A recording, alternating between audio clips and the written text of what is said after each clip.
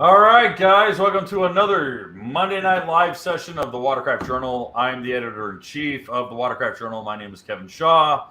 Thank you for joining us this Monday night. We have a couple of surprises for you. We have a couple little bits of interesting stuff that we wanted to share.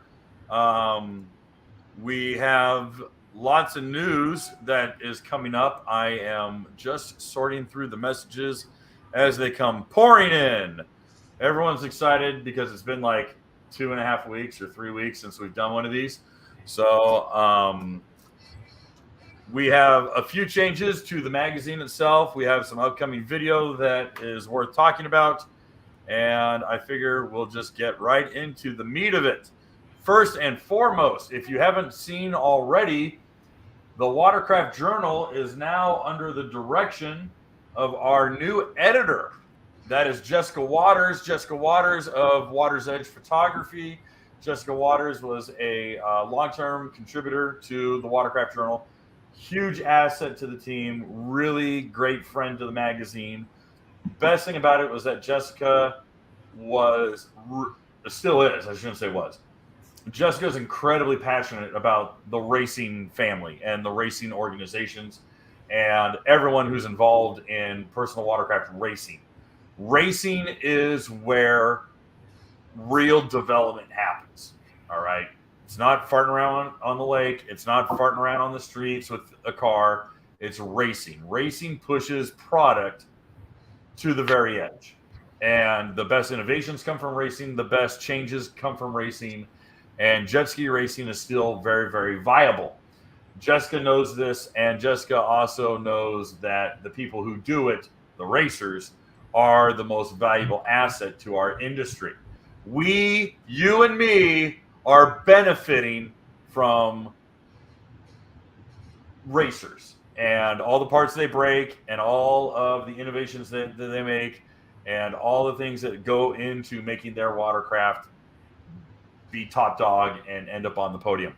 So anyway, all that's to be said is that the editorial side of the Watercraft Journal, www.watercraftjournal.com, is now being ran. The daily, day-to-day content is now under the supervision of Jessica Waters. I am going to be taking a back seat to that. I am wearing the newest T-shirt for our other publication, Mopar Connection magazine. And the editor that we had there simply could not juggle both the magazine and his 9 to 5. And the 9 to 5 paid a little better. So I stepped back into the role of editor for Mopar Connection magazine, which means that my day-to-day is now completely and totally dedicated to that magazine. So what does it mean for video?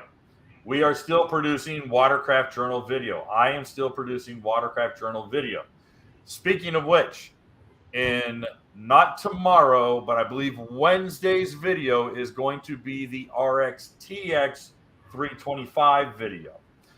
We have a lot more graphics. We have a lot more stuff going into the PX. Frankly, I think the PX video is going to be 25 minutes long with all the footage we got. But I believe that the RXTX 325 will be published on Wednesday. So look out for that one. We have a handful of videos that I plan on having one big video a week. And that's going to be RXTX, RXPX, Tricks, and the Balassi. We did review the Balassi down in Australia. That was provided to us by Joshua Dowling. That video had to be bumped to the back burner because obviously more people are interested in what's going on with the SeaDoos than the Balassi. The Balassi is a neat unit, but not a lot of people are going to drop $50,000 to jump on a carbon fiber Balassi that they can't even get in the US, but they'll happily jump on a $20,000 RXPX. So that is to be said that we'll be continuing to produce. I'll still be producing video here at the Watercraft Journal. I'm also producing video at Mopar Connection, but I'm not doing this daily stuff with the podcast. My brain would melt.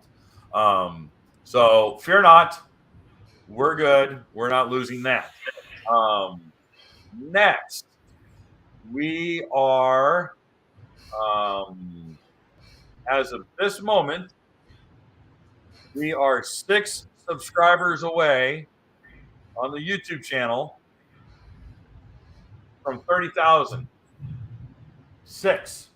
So any of you who have not hit the subscribe button to the YouTube channel, please hit the subscribe button. Let's hit 30,000. If we do hit 30,000, I don't know. I'll be really grateful. That'd be cool. I don't know. I don't have anything to give away. Well, I do have something to give away. Excuse me. All right. I have one more thing, or 2 more things, 2 more surprises. This box has been at my desk for a week. This is from Active Jet Sports, our newest advertiser for the Watercraft Journal. I have not opened this. I have not tinkered with this. I have not messed with it. I have never seen this in person. I am probably cutting into the nice final finish of this. 2 nights grand prize.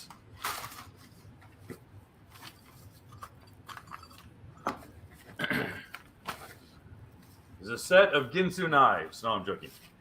This, wow, this is actually a really nice piece. Holy crap. Okay, this is a lot nicer than I thought it was, guys.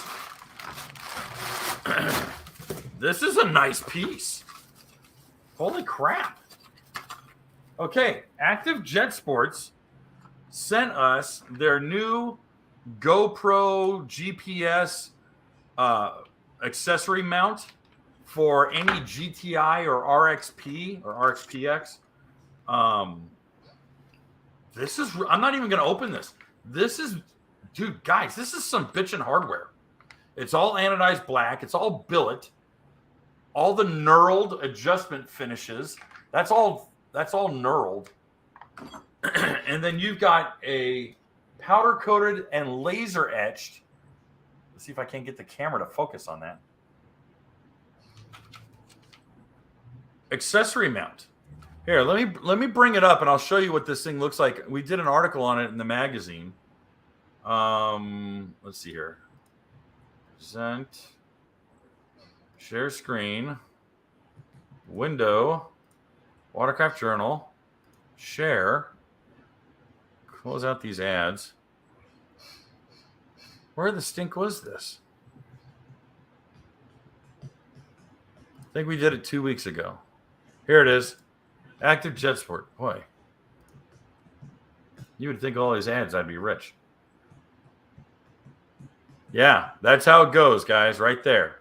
That's how it mounts. It mounts on those ears right there, you know, for your ropes, for your tie downs. Oh, and since I pushed the share screen, we have a guest host today. Sorry, that was a surprise for all of you guys. Greg Gaddis is back. So we decided we wanted to bring Greg in. Say hi, Greg. Hey, everybody. Sorry, that was kind of funny. I was trying to hold you off for the last surprise, but okay. All right, that's no problem. Okay, well, Greg's here. We've got the Active Jet Sport GoPro GPS mount. I'm not even going to open up the bags, guys. So this is, I mean, I'll send you the box that it's sent in. This is a really nice piece. I'm actually really impressed with this stinking thing. How much does it go for? $130. Okay. $130. All right. Greg, what are the parameters to win this thing? What do you think? The best super chat question? Yeah, that sounds good to me. Okay, best super chat question that gets either Greg or me going and that's stateside, will win this. All right. Well, I guess we should talk about tonight's topic. I want to double check our subscription numbers. I wanted to see if it went up. Oh, we're 4 away. Woo! We're 4 away. Okay, cool. All right. So the 325 the 1630 Ace 325 is not just a tune, and it's not just an impeller wheel. And a lot of people on Facebook, a lot of people in the forums and on Instagram are either completely and totally not understanding what this is about. They just go, oh, it's just a tune, big deal. It's not a big deal. You know, oh, yeah. Who cares about this new engine? I'm going to stick with mine. Fine, cool, whatever. But do not listen to the people saying that it is just a tune or a supercharger wheel. There is a great deal of changes made to this engine. The topic that we're going to focus on mainly is the fact that currently, all standing reflashes, tuners, even standard SCOM, speed control override modules, will not work on the new 325 BOSCH. BOSCH is the name of the company, BOSCH ECU. That is disappointing to a lot of people. I mean, because we all wanted to throw a SCOM on it and run 78 miles an hour. Because that's the current, what we've been told, not about the RXTX, but the RXPX, is that the RXPX with the SCOM removed is running 78. But we can't deactivate the speed control currently. Also, there is something very important to be noted about the BOSCH ECU. The BOSCH ECU has been used for the last 2 years on the high-level Maverick side-by-sides, the Can-Am side-by-sides. Right now, as per a conversation with Christopher Holt at HP Tuners, there is no current tune market for that ECU in the Can-Am market. There is one company. I do not know the name off the top of my head. You guys might be able to correct me on that. I think it's Evo. Evo, okay. Yeah. They're advertising that they have a they're not calling it a tune, but they're calling it a reprogrammed ECU, if I'm not mistaken. And I'm going to pussyfoot around this because I don't want to be sued and don't want anyone yelling at me. But what I have been told from third-party sources is that the process of retuning or reprogramming the BOSCH ECU by this company is that they physically crack open the case, and you can see where they use screwdrivers and prying tools to pop it open. I've seen the pictures. I was asked not to share them, but I have pictures of the case being cracked open. They physically have to heat the solder and remove the processor, take a 2-year-old processor, put it on, and resolder it onto the board, and then clamp and connect the box back together. This is that's not a reflash. That's not a retune. That is cutting open your skull and putting in a different brain. So for a lot of people who are looking at like a map tuner, or a lot of people who are looking at a send my ECU in and getting it sent back to me, that is currently not available. But there is some light at the end of the tunnel, and that is why I'm bringing Greg in, because Greg is kind of, man on the ground when it comes to this. So Greg, filled in. Yeah. So the new ECU, obviously, it's no tunings available yet. Keyword is yet. There's a lot of different companies working on it. So I'm sure it's only a matter of time before there is a reflash service. But in the near future, really the only choice here is to go standalone. And if you got enough brains and skill, you can pick any standalone ECU you want. But you have to wire it all in. There's no easy solution. Some of the good news is that I was emailing Anderson Dick, the CEO of Fuel Tech today, and they're actually picking up an RXPX 325 tomorrow to start working on a plug and play harness. You literally plug it in and you're able to tune it. Within 30 minutes, you have this thing plugged in, started, and on the water, free to do whatever modification you want.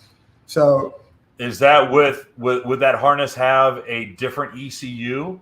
Yeah, you'd have to use the Fuel Tech ECU. The Fuel Tech ECU. Okay, right. All right, just making sure. Obviously, that's not the cheapest way to do things, especially someone that wants just a reflash service, which is going to be most people.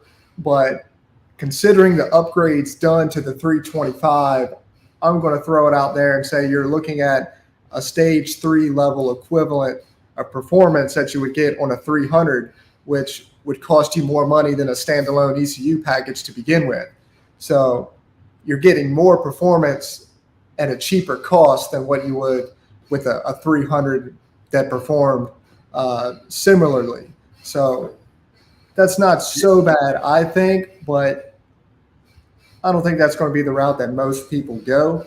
It's just an option for those guys that want tuning right away, don't want to sit around waiting for a year or so in a bad position if reflashing is not available to be able to tune their new watercraft. Okay, so it's funny because you described it very well and succinctly and effectively. Because of the upgrades that Rotax has made to the new engine, you're effectively leapfrogging stage 1 and stage 2. You're jumping into a stage 3 because of everything done to the supercharger, everything done. Well, I had to stop when I kept saying supercharger. He kept correcting me, saying, "Was it Norbert?" Yeah, Norbert. Yeah, and Norbert I kept saying supercharger, and he goes compressor. Right. And I was like, fine, it's a compressor. Yeah. But the changes made to the compressor, the changes made to the valve train, changes made to internal engine operating temperature, because you have you have improved oiling, you have priority oiling, you have improved air intake, you have improved oiling, you have improved valve train, which is big. Improved valve train. And then, of course, you have live adjusting tuning with the O2 sensor. Correct. So with Fuel Tech's going to be able to pull off of that O2 sensor, and so it's going to be that ECU is going to be changing live adjustment, live correction. That's going to be great. I just saw Chuck's question. No, only the 325 currently has the BOSCH ECU. But that new ECU will trickle down to all SeaDoo models in the future. Yes. At least that's what I understood from Norbert. So it's only a matter of time before that ECU. Michael's question, because Michael is asking you again. You're saying a 325 out of the box is comparable to a stage 3 300 horsepower ski?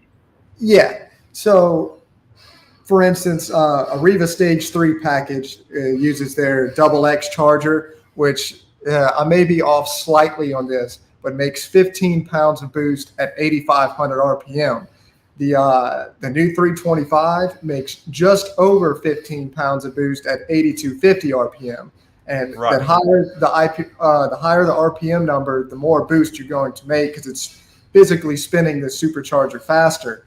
So you're probably looking at just over stage 3 level performance with that new supercharger. And of course, the valve train upgrades as well to turn that higher RPM. Yeah. You're not having to change out your retainers. You're not changing out your springs. You're not changing out. Now, it's still a steel spring and retainer, where aftermarket we put a titanium retainer, which is much lighter, less weight moving there. But Norbert did say that they said it was safe to 8,500 RPM, which we run that on the stock 300 valve train to begin with. So I'm sure we'll be squeezing more than 8,500 RPM out of the new valve train. Yeah. No, that's kind of a given. I think you're going to see some serious. I think we're going to see some serious freaking numbers coming out of this engine. I sent I sent everything, which I know I really was not supposed to, but I sent everything to a friend of mine who works at Eaton, Okay. and Eaton, of course, made back in 2010. They're the ones who designed the twin vortice supercharger for Kawasaki. They're the ones who make the centrifugal supercharger for Paxton and Vortec. So I hit up Bobby and I was like, "Hey, what do you think about this?" And he burst out laughing. He was like, "Oh my gosh, who's doing this?" And I sent him everything, and he goes, "Kevin," he goes, "that mother effer is gonna make some serious freaking boost." Yeah. He's like, he goes, what? Apparently, he made the comment that it was an exponential growth, and so it was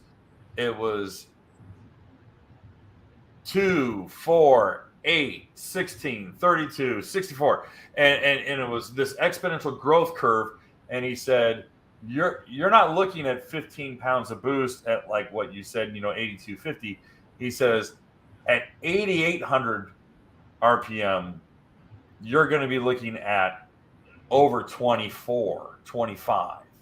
He says, I see this thing making 28 pounds of boost before people go, okay, time to change the wheel. Yeah.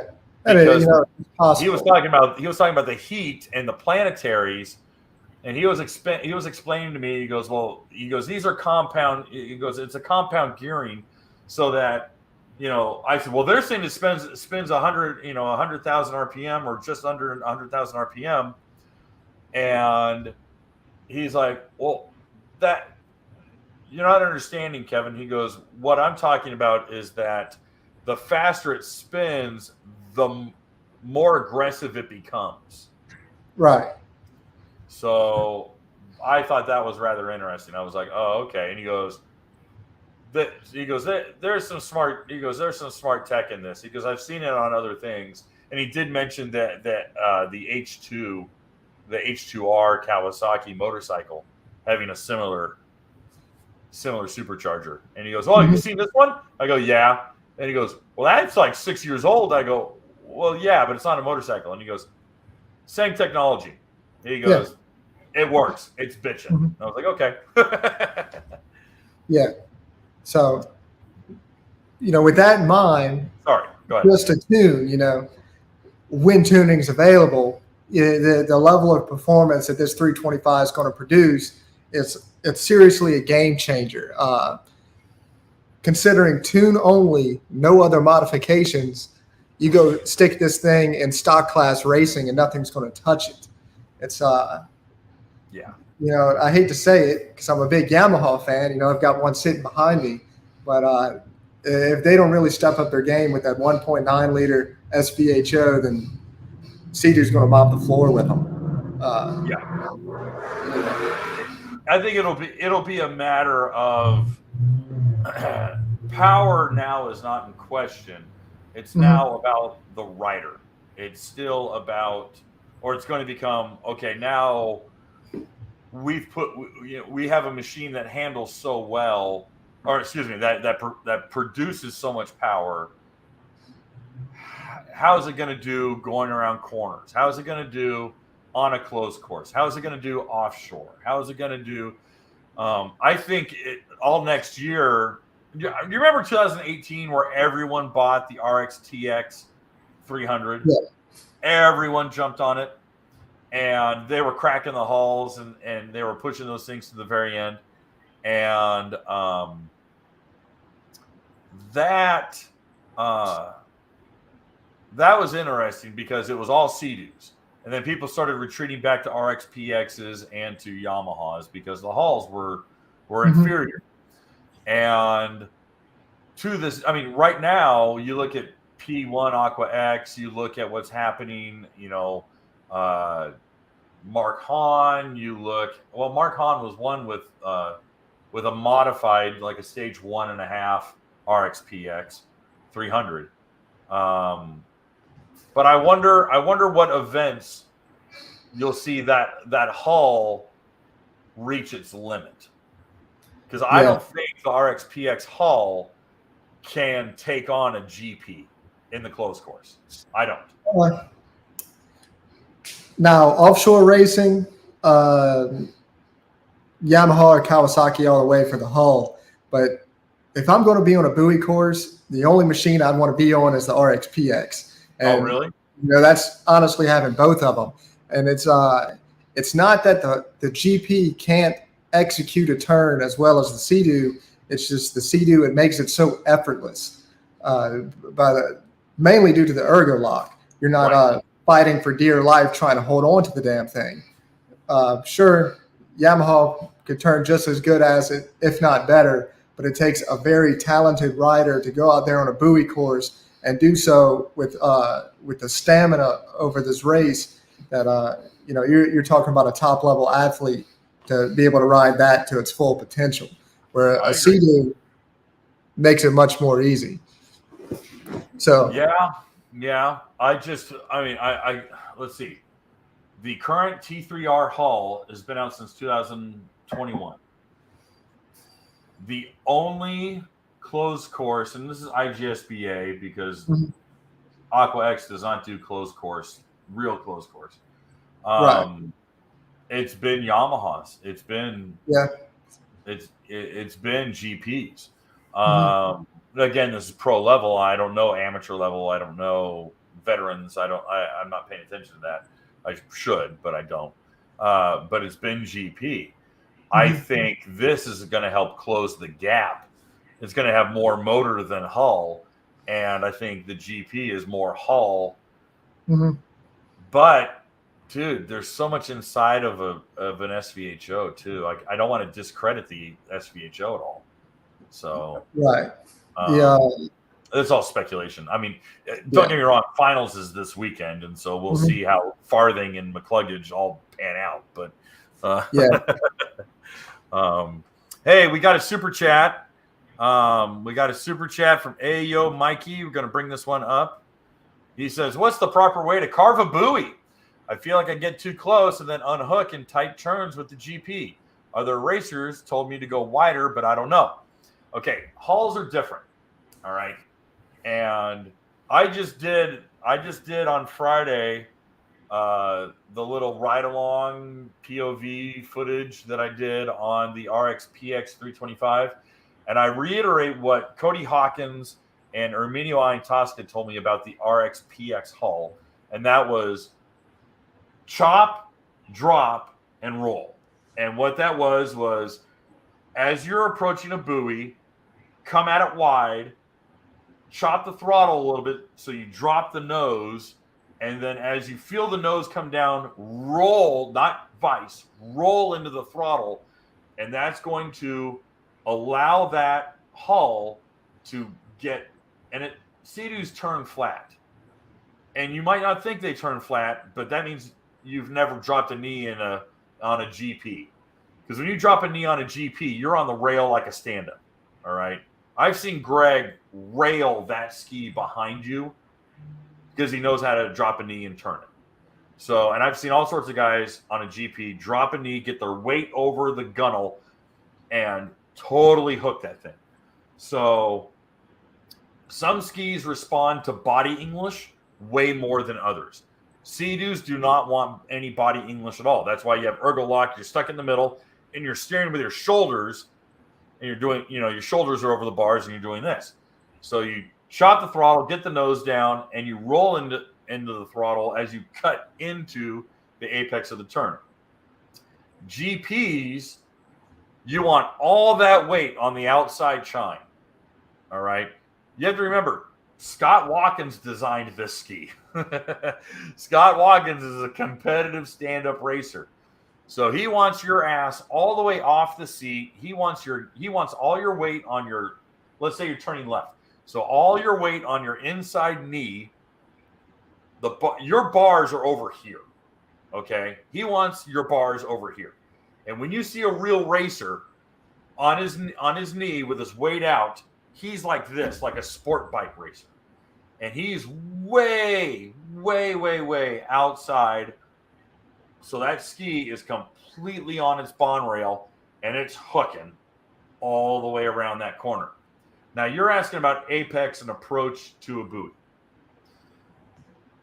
It all depends on what ski you're riding, okay? And it depends on your water conditions. Because if you're leading the pack and you're on glass or you're on mild chop, you're setting the pace. You can approach that buoy however you're comfortable doing. But if you're mid-pack, if you're back in the, or if you're lapping the pack, you're in the butch, all right? You're in absolute wash. And so you basically got to take what you're given. So on a GP, you're going to be bucking, you're going to be all over the place because it's a lightweight ski and you're small and there's not a lot of weight.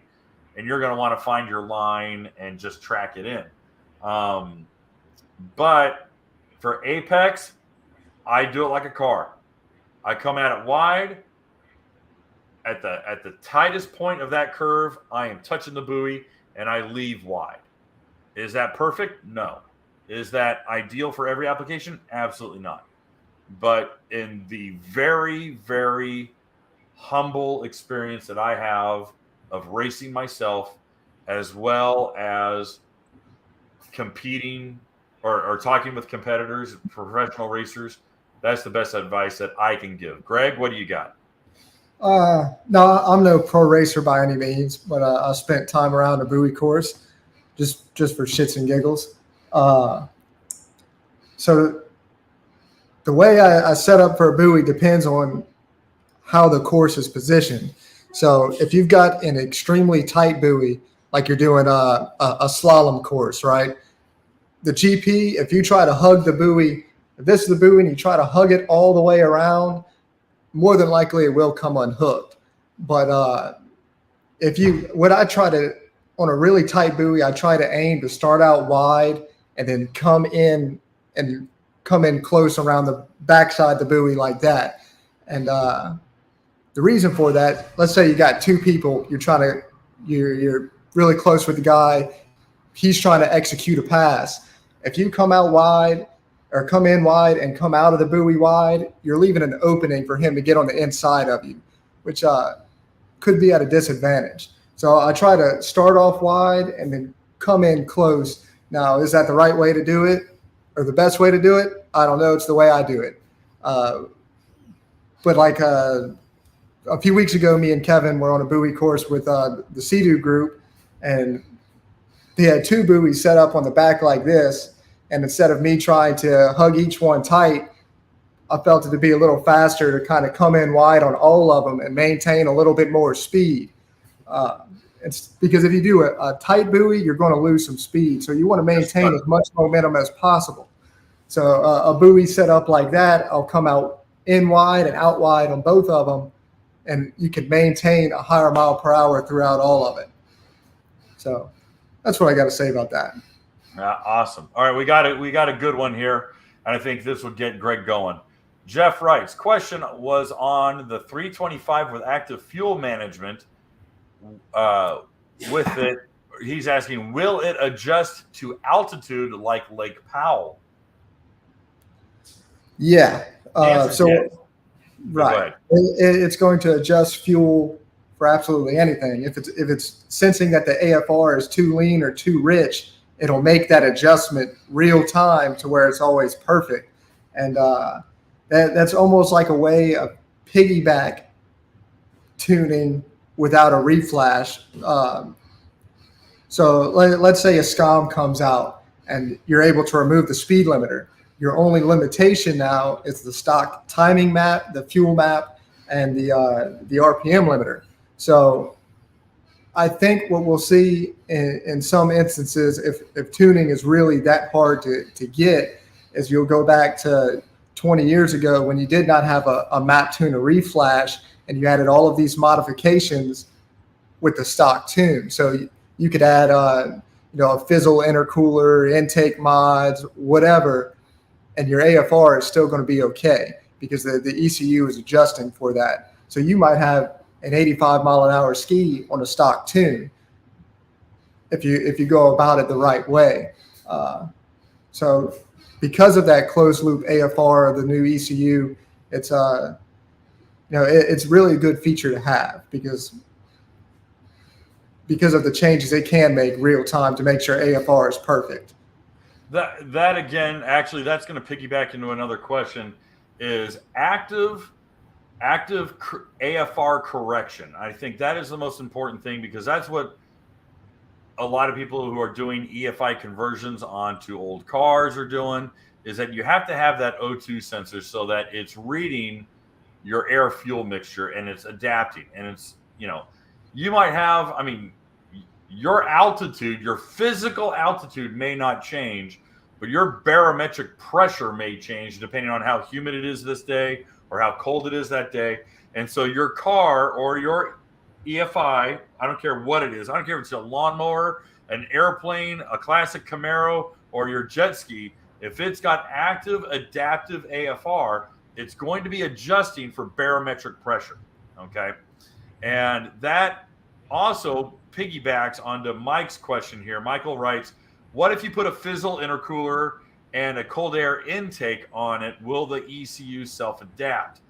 My answer is yes, but the problem is that you're still going to have your speed control and your rev limiter.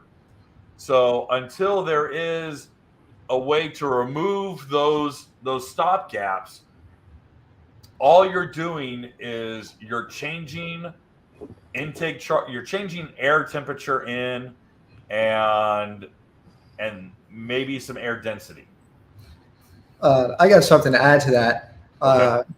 Fizzle intercooler in most applications is not going to be worth $1. Oh. So the 300 intercooler is very, very efficient. You're only going to see a minimal gain with the fizzle intercooler on higher modified skis. But the new supercharger, according to Norbert from Rotax, it's producing 10 degrees Celsius less air temperatures before it enters the intercooler, which equates to about 50 degrees Fahrenheit. So there's not going to be a huge need for an aftermarket intercooler because the 300 intercooler was already efficient enough, and you're lowering the air temperatures going in by 50 degrees, which is substantial. So because of those two things, you're almost eliminating the need for an aftermarket intercooler. You're going to have to run a crazy high boost pressure to need one. I have to laugh because during the presentation, when we were sitting there listening to it, I'm just thinking it's like the aftermarket guys. I mean, I pictured Dave Bamness, and that's not fair. But I'm thinking it's like these guys got to be thinking, you guys are hacking at my catalog. Yeah. You guys are you're just cutting my throat on this because the optimized engine efficiency that's coming out of this thing is lower intake temperatures, denser intake charge, more efficient intake charge, lower engine operating temperatures. I'm just like, holy shit. It's kind of bittersweet. In my position, it's bittersweet because we do make all of our money, 99% of our money is from aftermarket. Oh yeah. So sure, this sucks for business, but at the same time, 5 years from now when the ski's rolling, I'm sure the aftermarket's going to adapt, and this thing's going to be an absolute monster. We're going to see a level of performance that has never been achieved before with such little modification or heavily modified. So sure, in the short time, it kind of sucks, but long term, I think it's really going to be incredible what's able to be done with the new platform. Oh yeah. All right, we got a super chat from Barry. Barry writes, great show. Just in regards to drag racing, is the 325 PX quicker compared to the TX because of the weight difference? The answer is no. And it's not because of weight difference, it's because of drag. The RX PX, the T3R hull, has more drag because of its design than the TX. The TX, when trimmed up, and your weights on the back has a flat as a board hull. It is flat and it has very little drag. That is why I'm critical of the ST3 hull, because you have a very pronounced prow. You have a very pronounced bow of the ski, which does this. It front rudders, and there's nothing in the tail keeping it planted. All right. The factory sponsons don't dig in. They don't hold it. All right. Honestly, that's why every review that we did of Riva Racing sponsons, at minimum, put them down to number 4, if not number 5, the maximum. But there's zero traction on the back of the TX hull. That is why the TX is seeing faster top speed numbers when you see these guys who go out on, irrigation canals in Florida with, razor thin tunes that are detonating the shit and pinging the hell out of their pistons. They're going out there and wringing the snot out of them at 0 altitude, and the TX is faster than the P. And it's because drag. The hull is flat. And the PX is meant for, it's got a PX, has a more pronounced keel, has a more pronounced V. I don't know what you want to call it. It's got a thingy that sticks in the water more. I don't know. Ask me about old engines and I'll do that. I've got 6 engine builds in my garage right now, and none of them are jet skis. Well, maybe that's part of your problem. No, those are fun. I can build sloppy shit and they make horsepower. I don't have to be precision. Okay. Greg, would you say this is the difference between the LT1 and the first LS motor? Yeah. All right, let's see. Do we have any more? I thought we saw some more questions coming in.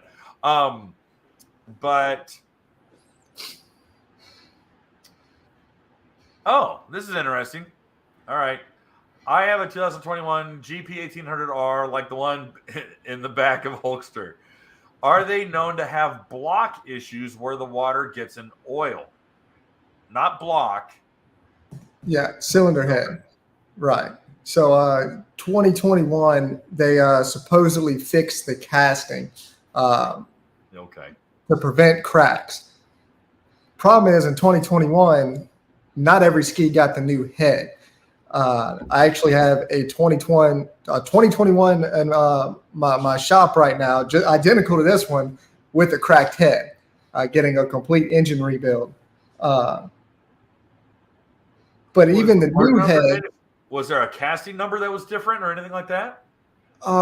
Yeah, I'd have to pull it up, but there is a physical difference. So they did change the casting, but not all the 2021 skis got it. Later skis do have it, but I have seen those crack too. So they didn't completely eliminate the issue here. Oh my gosh. Now the 1.9 has been completely redesigned, even though it looks similar. So hopefully we will not see any issue there because the casting wasn't revised. It was completely changed. Yeah. So I'm hoping that they learn from the past, as most manufacturers do, and it will no longer be an issue on it won't be an issue on the new ones, hopefully. So time will tell. All right. Hey, speaking of Yamahas, I guess we have some good news to share about Yamaha, and I wanted to go into that because I think obviously not everyone here is talking about SeaDoo. So about a month ago on Watercraft Journal, we shared the news that there's a class action lawsuit being filed against Yamaha for negligence or knowledge and refusing to repair or whatever it is. The fuel consumption page and the low fuel alarm, the rate that the fuel tank or the fuel gauge reads, and there was a couple other things.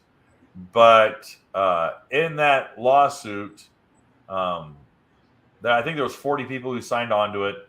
The plaintiff had said that Yamaha has known about the issue. He's taken it to Nielsen Enterprises. Nielsen said, "Hey, listen, I don't blame the dealership, because the dealership's like, we're not going to modify the ski. I'm not going to go in there and bend the float arm, and I'm not going to customize your ski. We're just going to do a factory swap or a factory upgrade." And so Nielsen's is not to blame on this one, but they were pointing the fingers at Yamaha, and they were all upset.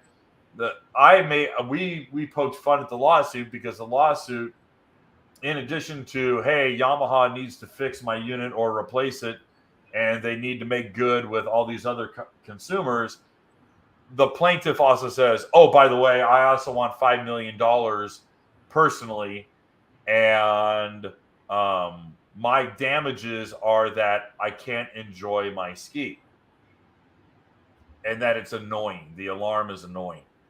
And I had some weasels trying to attack me for making fun of the lawsuit, and they're like, "You don't know what the hell you're talking about." I'm like, "No, sadly I do. I have been involved in lawsuits before." And the big difference is that in this case, because one of the complaints against me was that, oh, Kevin thinks damages need to be like physical damages, like the guy got hurt or the ski blew up. And I go, no, absolutely not. The difference is between, say, I bought a lemon and the car doesn't work, or the wheels fell off, or the paint peeled off, or something like that, versus the low fuel alarm comes on too early and I can't turn it off and it's annoying, is that the Watercraft itself was functioning. The Watercraft itself still performed its mechanical operation. It did as it was supposed to do. You just don't like how it does it. So that's number one. But Mississippi Ski Riders, they did a wonderful video, and I thought it was very comprehensive, and we shared it on the magazine, wherein they detail, listen, this is what people are complaining about when it comes to the FX Yamaha and the fuel consumption page on Connects and all these other issues that we're experiencing. I share that. I praise it. Oh, there they are, Mississippi Ski Riders. Interesting enough, word is out. It's not confirmed. I haven't reached out to anyone at Yamaha, but I have heard from a dealership that they have received a memo or an alert that there is a software patch coming.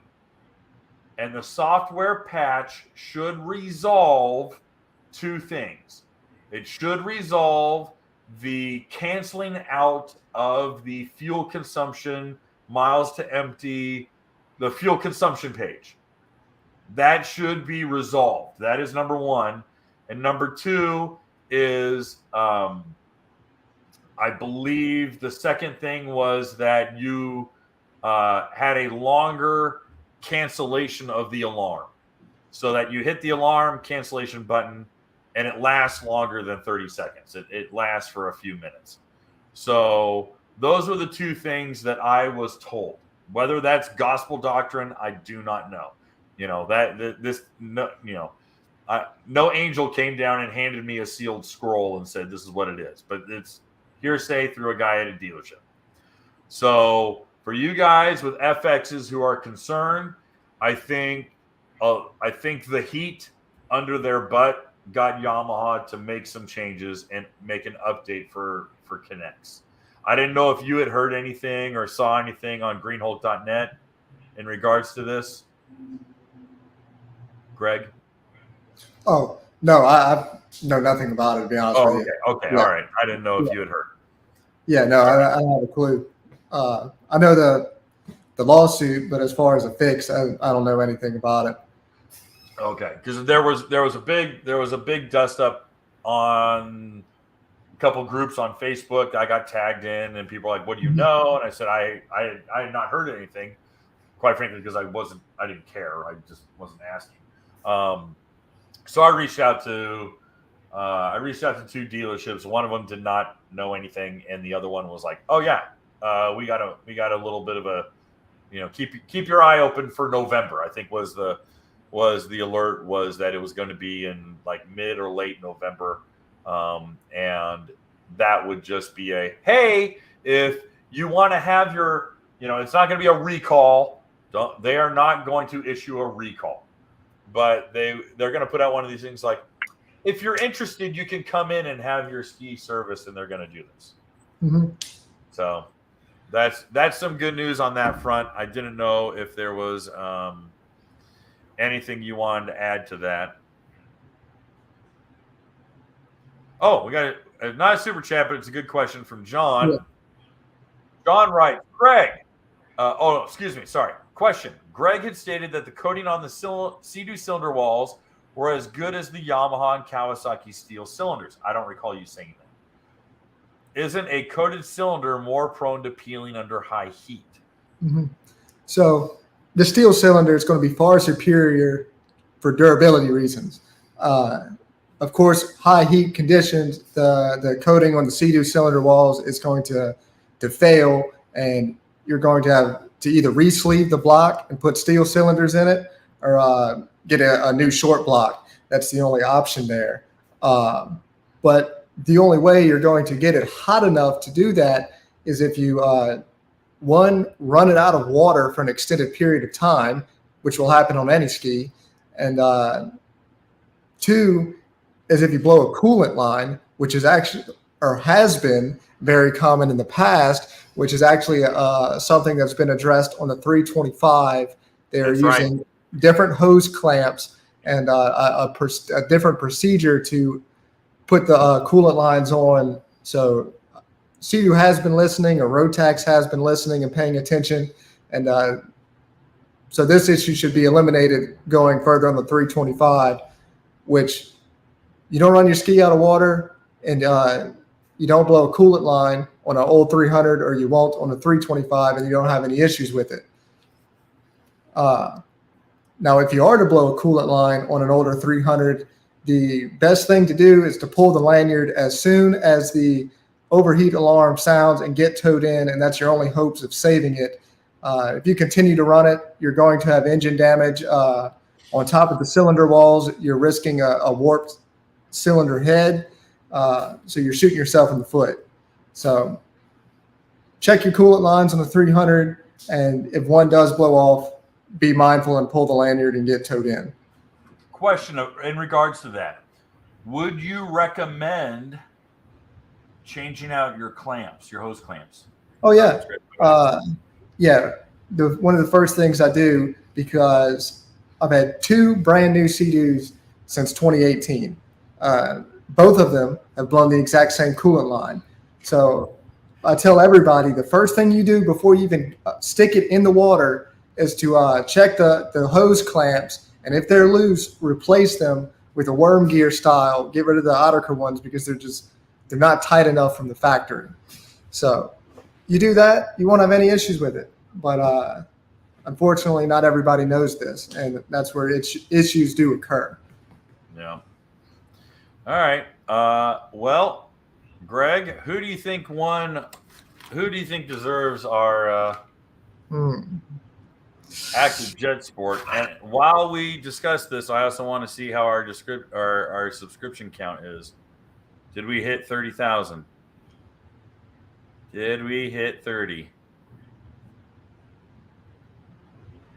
Come on. Oh, we're 2 away. You rat bastards. Subscribe to the channel. I know there's a handful of you guys who haven't subscribed. Subscribe to this channel. Oh, here's a good question. Did they strengthen the hulls or the motor mounts on the 325? No. What they did do, though, I saw a comment about this earlier. The carbon seal, they revised it. you still have a carbon seal, you still have a top hat, but instead of using a C-clip, it's now using a threaded drive shaft and nut with a washer that's going to lock the nut. It's a lock washer. Yeah, it's Yeah. a locking washer. So some of these carbon seal failures that you've seen, it's because of the C-clip just falls out, and your top hat's no longer being secured to the carbon ring. Backs out. Right. So now that issue is being eliminated, and so now you'll have a reliable carbon seal on top of everything else. Oh, very nice. And right. Oh, you're good. So you'll have a reliable carbon seal on top of all the other changes, because the only reason you're going to wear down a carbon seal to the point of failure is if your engine's out of alignment or you're revving it out of water, which will overheat it and wear it down too quickly. So, or it's full of shit, or it's full of sand and dirt and crap because that too. Shallow started, you're running up a beach like a freaking kook. Yeah. So if you're a responsible rider, not sucking trash through your pump, running it up a beach, whatever, you're not revving your ski out of water, then you should be okay as far as carbon seal goes. But hull and motor mount still the same. Yes. ST3 hull unchanged. T3R hull unchanged. Well,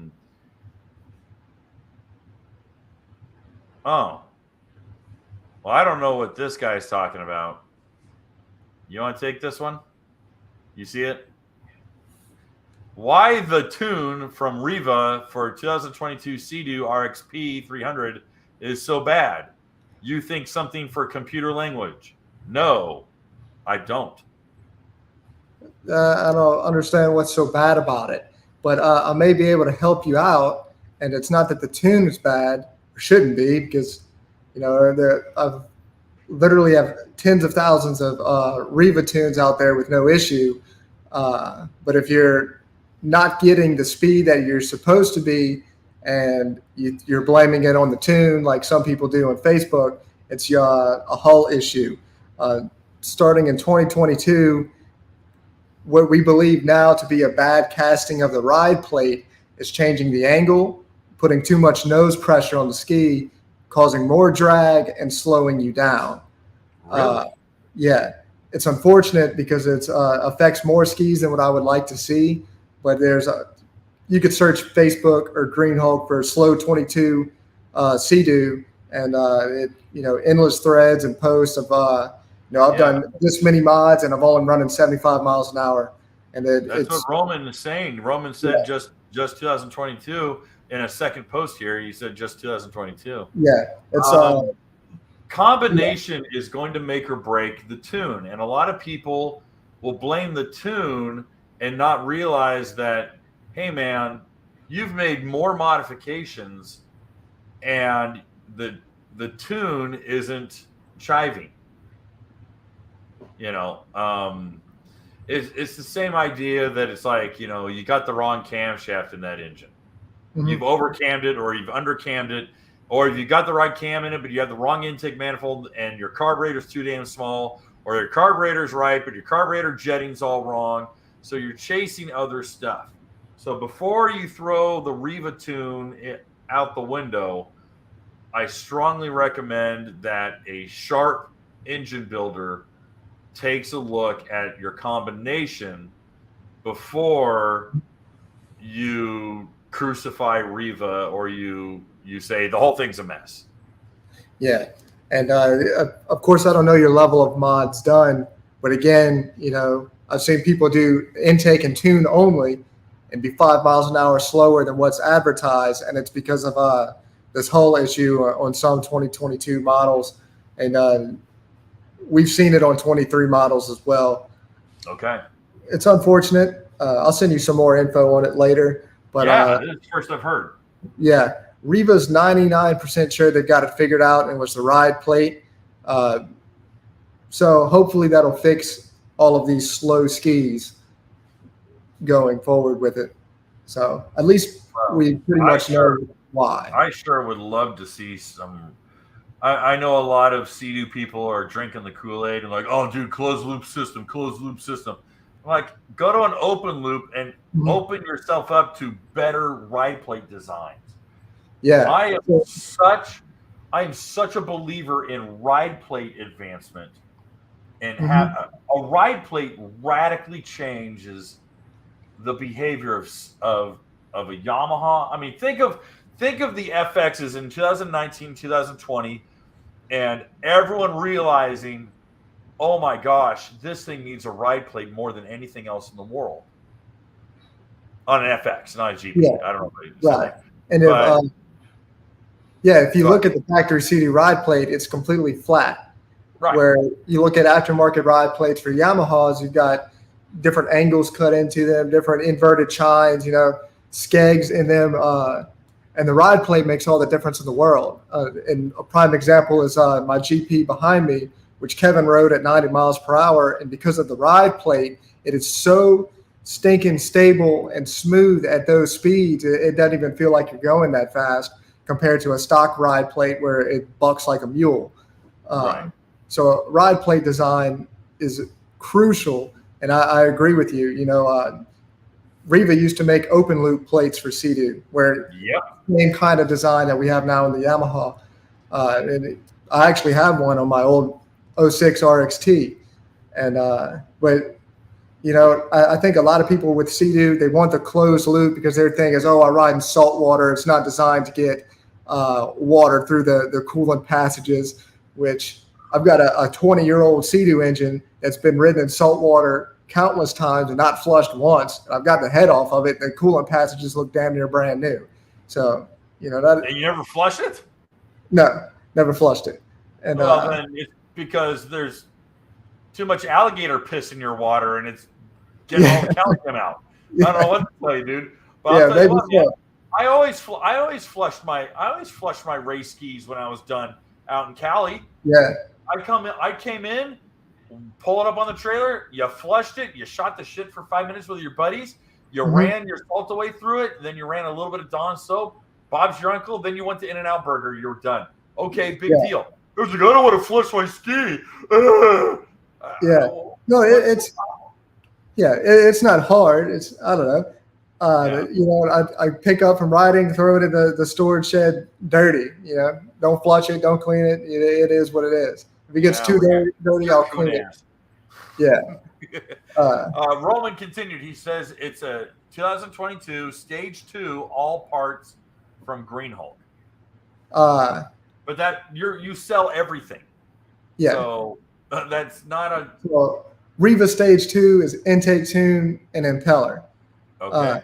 So if it's is your engine physically running bad or is it just slow? Right. If it's slow, then you probably have one of the affected hulls, which sucks. But hopefully there will be a fix for that soon. I know Riva's been working diligently on this because of the magnitude of skis that were affected. Right. I saw a good question up here. Which one is it? Let's see. DJ, how is the pull on the 325 compared to the pull on the 300? All right, let me scroll up. How is the pull? Yeah. Oh, how's the 325? Acceleration, which you might be able to, or you can add to. Second faster. Yeah. So on paper, that's 2 car lengths. Yeah. It's 3.4 seconds to 60 versus 3.6. Yeah. So which is substantial. But the most interesting thing that I found acceleration wise on the 325 is on a hole shot, it felt really sluggish coming out. And then the acceleration picked up. And, it was so noticeable at first. I thought there was like a computer limitation happening. With thinking about it later, I think it might have something to do with the much shorter runner on the intake manifold. Or with the shorter runner, you lose that bottom end torque. So you're slowing it down there, but where I think this will benefit the aftermarket in the future is when you start adding all of this power and you're moving that torque curve higher into the RPM, you're reducing your risk of cavitation on a heavily modified ski because you just have that marginally less torque, but you're making up for it down the road. So you're getting a better hole shot. Theoretically, you will get a better hole shot because you're not going to be cavitating as much and then accelerating harder. I don't know if that makes any sense.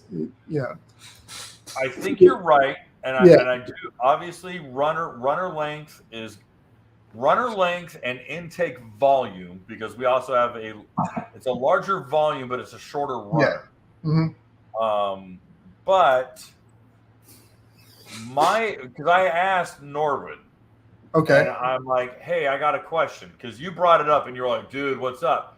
And I thought it was traction control. I thought they were intentionally. Mm-hmm. The best example I can give is the first time I ever rode the fuel injected. Was it a KX? Was it a KX 250? And you got on it and it had traction control, and Mm-hmm. it could tell that you weren't going anywhere, but you were just digging. Your back tires are just ringing. You're just wringing the snot out of it. Yeah. And so it backed off the throttle so that you would actually bite and take off. Mm-hmm. Now, right. I don't know if that is a microprocessor seeing, hey, the GPS is not reading any speed, but we're at full throttle. We're going to back off. Yeah, that's computing speed. The BOSCH could do it. That's computing speed, and I know that they're advertising the turbo, what is it, 260 horsepower, 300 horsepower turbo Maverick with traction control. Mm-hmm. So if they're advertising that side by side with traction control, I'm like, well, that's a line of code. Right. So who's to say it's not there? Right. And it's very possible because it was so noticeable at first. My initial thought was an electronic limiter. Right. So, it's very possible that's happening. But then again, it could be the intake manifold design with the shorter runner. I guess time will tell. It's not that either. Yeah. Time will tell with that. But I thought it was very odd how sluggish it felt on the whole shot. But immediately on plane, it just, when the RPM gets up, it just takes off. Right. So is it an electronic thing or the intake manifold design? I have no idea. But comparing 300 to 325, the 325 definitely felt slower on whole shot. But acceleration is faster because of the mid-range torque and the power it's making up there. Yeah, mid-range. I'm telling you, at 30 miles an hour, and you nail it. I've never been on anything that pulls like that. Yeah. I didn't have my VVOX with me. I didn't have any sort of accelerometer, so I couldn't tell you G forces. I couldn't tell you what forces we were feeling at certain speeds. I guess if I was better at my job, I would have done that. But I'm like, this thing's fast. I like it. It goes fast. It goes vroom vroom. So anyway, we got all right. I think we got 3 different questions. Got a question at the top. Okay, I've missed people's questions now. All right. Roman continues. It only goes 75 with the seat off. So if it's a stage 2, which is a tune and an impeller, then he's encountering the ride plate issue. Right. Yep, that's definitely the problem that you're having. Which I hate to say it. It's not the tune, but it's your hull slowing you down because it is one of the affected slow hulls. But hopefully Riva's on the right track, swap the ride plate over, and you'll pick up 5 miles an hour, no problem. Great. Okay, we'll get started when that and the hosting was. Oh shit. Okay. Okay. We have a super chat from Kevin, and Kevin writes, Kevin, what is the differences between the Cowie STX 160 and Ultra 160? I'm asking for a family member because they don't like how the GP hull feels. Okay. What's the difference between an apple and an orange because they don't like the taste of bananas? That's what you're asking. None of those are the same.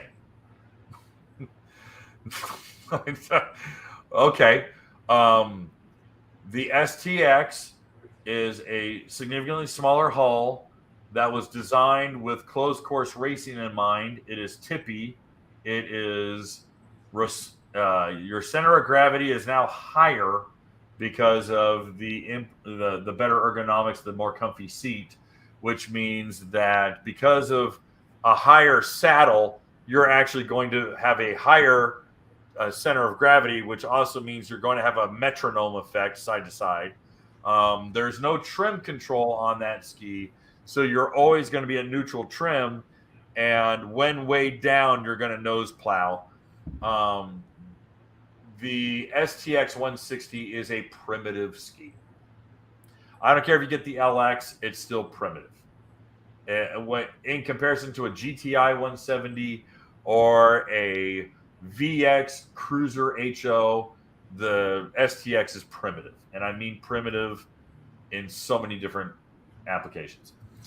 The Ultra 160, which only comes in two varieties, the 160 LX, which is every bell and whistle they can throw at it, or the Ultra 160 LXS, which is orange and black, which I think is the best, most attractive color combination available. And they put it on a ski that's effectively designed for slow speed tow sports. Reverse facing camera, it is the Ultra hull, but with the extended deck. Please watch my video on low speed rollovers and correcting oneself on the Ultra, because there are people who simply do not know how to operate a personal watercraft that isn't flat as a Mississippi barge like the ST3 SeaDoo. So the STX is primitive and has its roots in close course racing back in the early 2000s. And the Ultra 160 has behavior qualms, but is demonstrably better than what the Ultra has been in previous generations. Although stylistically, I kind of wish it was a little less gaudy. Greg, you want to throw in on that? Put a rear ride plate and sponsons on the GP, and don't be afraid to squeeze the throttle. Attaboy! Hell yeah! Send her! Yeah. Send it, son. Quit being a bitch and ride it. KTM 500, 6 days. Dude, I don't see your question.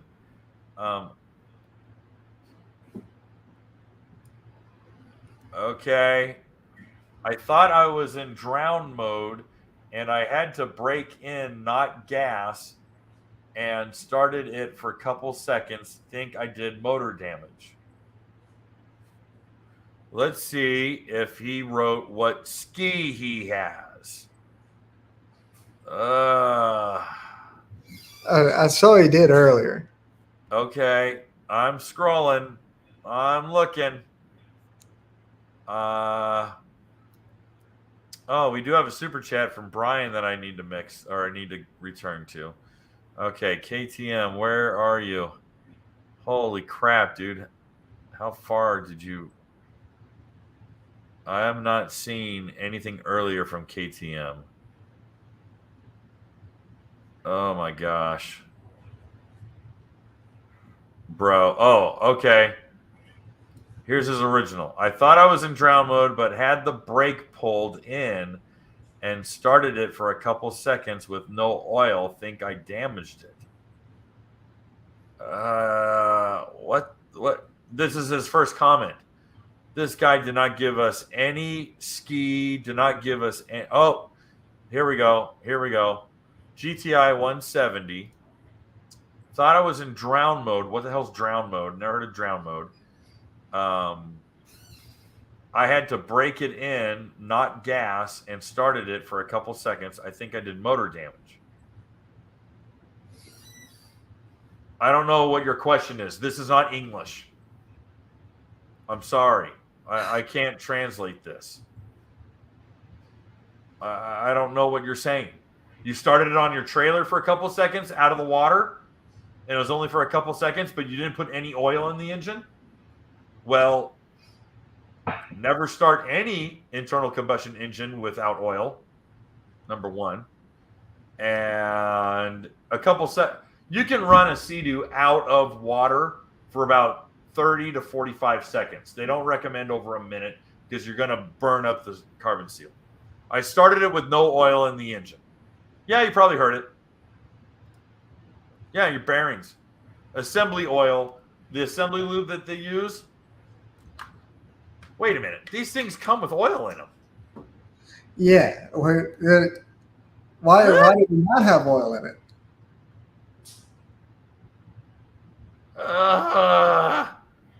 Okay. I think we're going to move on because I don't know. I'm not getting this one. Brian had a super chat we passed over. If I own the Watercraft, I own the ECU. I should be able to do whatever I want with it. Reminds me of the issues farmers are facing with John Deere. Clearly,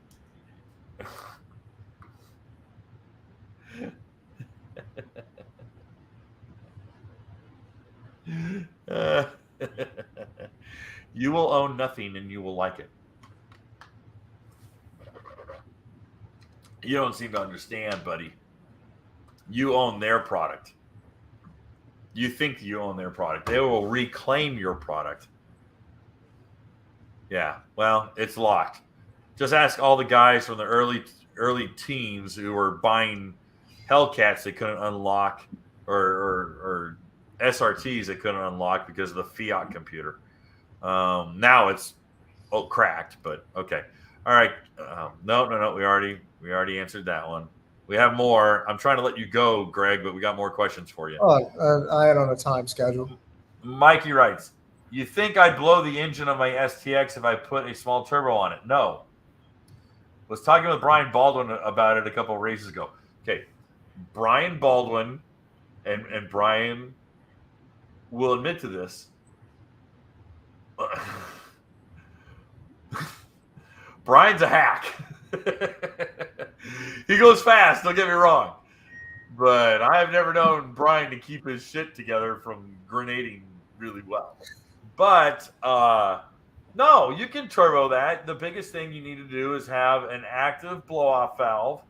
Make sure that you're protecting it. Make sure that you weld in a bung for an O2 sensor. Whose ECU would you use for that? I don't know. You'd have to cobble together your own. You'd have to cobble together your own kit. Yeah. Anything turbo is going to require a high level of custom modification and fabrication to be able to do this. So, there's no genuine, true bolt-on turbo kit. So, will you blow it? No, not within reason. If you keep the boost level low enough, but you got to keep in mind there's a high level of skill and knowledge to be able to fabricate your own custom turbo kit. Fuel Lab, they have a rising rate fuel regulator. MSD, Holley, all those guys have rising rate fuel regulators. You're going to need, the thing that keeps a turbo motor from going kablooey is if you have enough fuel. And if you can keep, because a lot of times it's like, hey, a good blow-off valve and good fuel. Because if you lean out, you go kaboom. And, fuel can be a savior for, cooling down an intake charge. But, obviously that's not efficient. That's not optimal. You're not at Stoica air mixture. So there's something to be said. Who would be a good ECU? Does Fuel Lab have an ECU? Fuel Tech? Fuel Tech? Yeah. They actually have a Kawasaki harness. Oh. Yeah, they do have a Kawasaki harness because they use it in a stand-up. Okay. So yeah, which is same engine. Oh yeah. It would be able to do it no problem.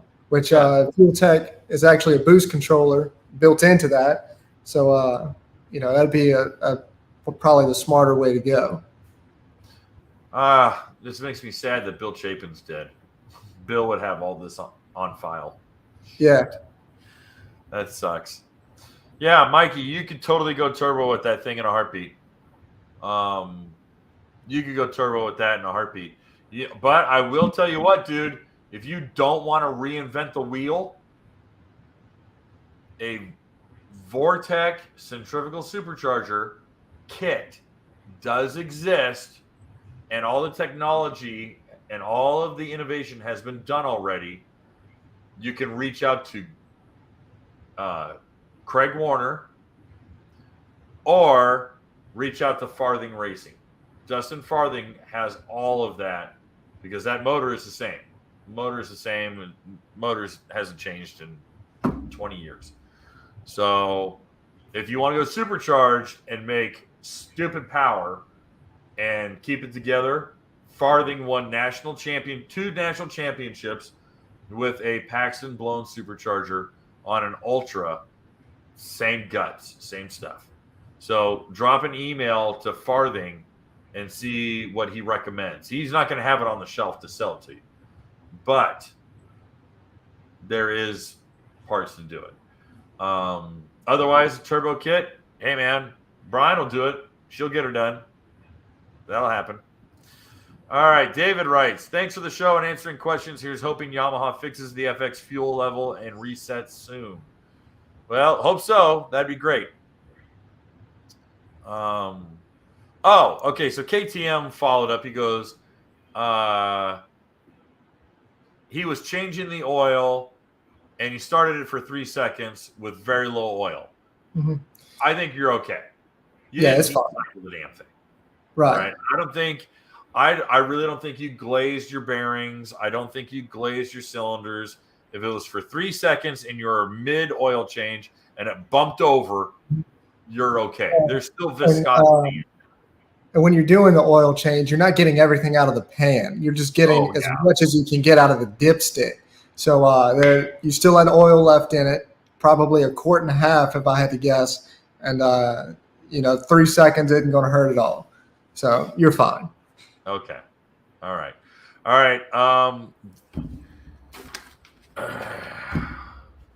Who's got a SeaDoo GTI, a SeaDoo GTR, or an RXPX that wants this thing? Sound off in the comment section right now. Do it. This fits the GTI, the GTR, and the RXPX. Who wants the GoPro/GPS mount and lives in the U.S., and I will mail this to you. We've hit 30,000 subs. Oh, it's not in your hands, Des. Doesn't count.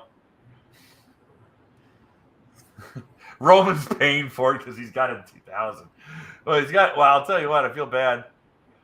I feel bad that Apex's ski is stuck, not going fast because of the ride plate.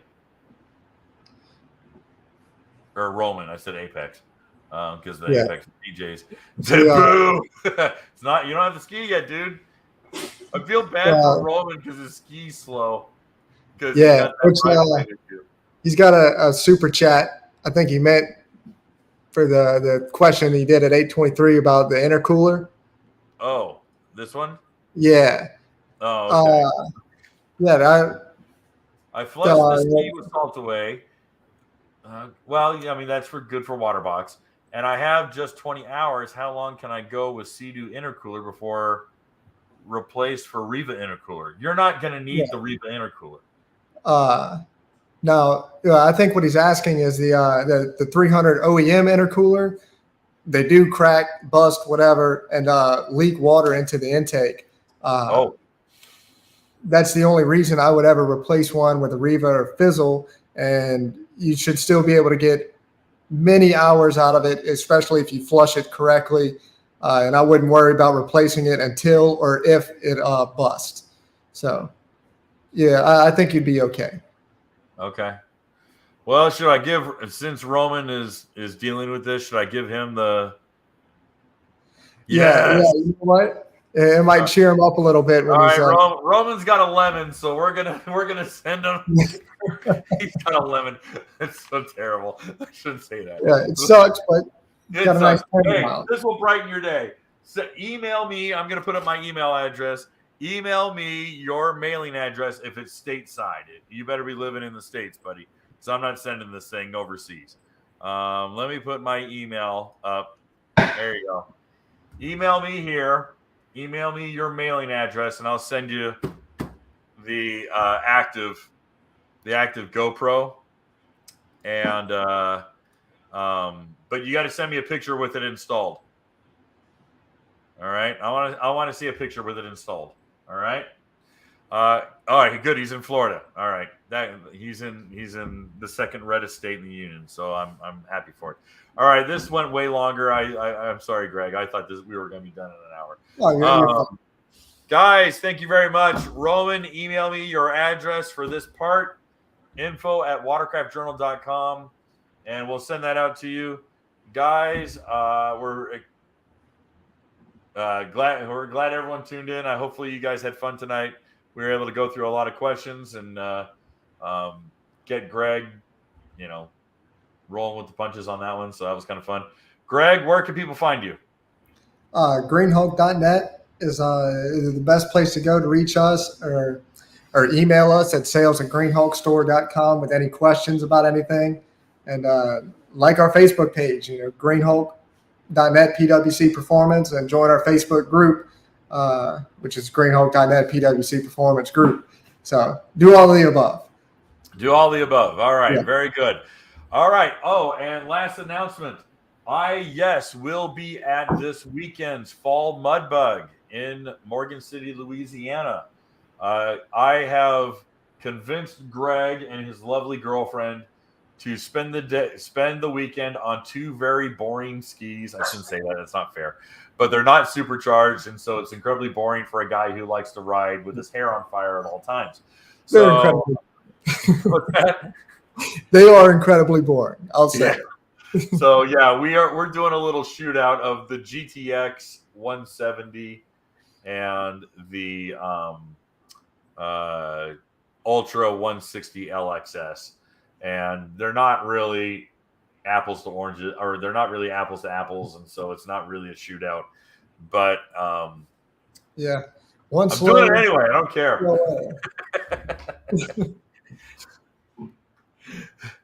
Life is so much more freeing when you just stop caring. I'm telling you, man. This new philosophy I've got of just not giving a rat's ass is wonderful. It's freed me of all this anxiety. All right, guys. Well, thanks again for tuning in. Thank you for the support. We now have a PayPal support page. So if you guys actually like what we're doing and want to see more of it, and want to say thank you, then absolutely go over there and give us your quickly devaluing money before it is all replaced by the Juan. And that is my political comment for tonight. All right, guys, you know where to catch Greg. You know where to find me. Other than that, leave me the hell alone. Have a good night.